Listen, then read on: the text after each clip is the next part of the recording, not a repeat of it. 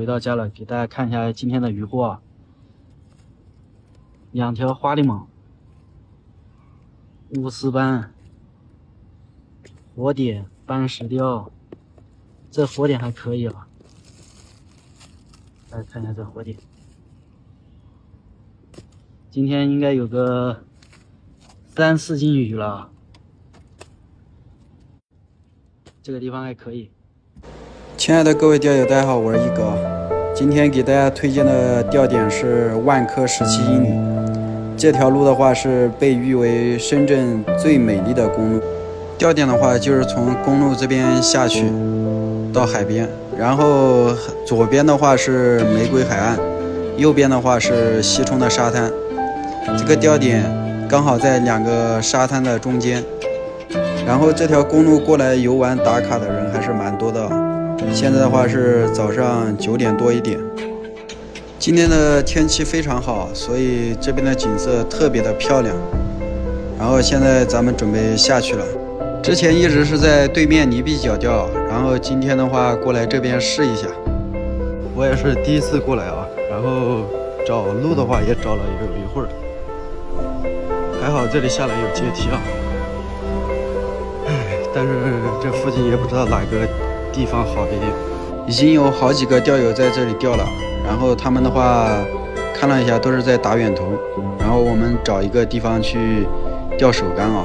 听说这个地方沙尖特别的多啊，所以很多钓友在这里打远头，因为左边右边都是沙滩，前面这个大石头翻不过去啊，如果翻得过去，前面这个大石头是个好钓位。这边也有一个钓友在钓手竿啊，然后我们刚来就遇到他中鱼了，一个泥猛螯，感觉这个地方还可以啊，还是有鱼的。我们继续往右边去一点。每次来到新钓点，我们就要看一下地形和位置，找一个好一点的位置。今天的话，咱们还是主要用手竿钓泥猛，然后今天的浪也不是很大，只是今天特别热啊，太阳蛮大的。本来想着钓泥猛啊，结果第一竿中了一条斑石雕啊，给大家看一下。听说这个鱼特别的好吃啊。这里的风景是很好，但是整个上午才钓了3条鱼，口真的是不怎么样，还没有对面好。咱们换个钓点再试一下吧。然后这边的河豚也是特别的多，换了位置，然后换了虾肉，就上了河豚。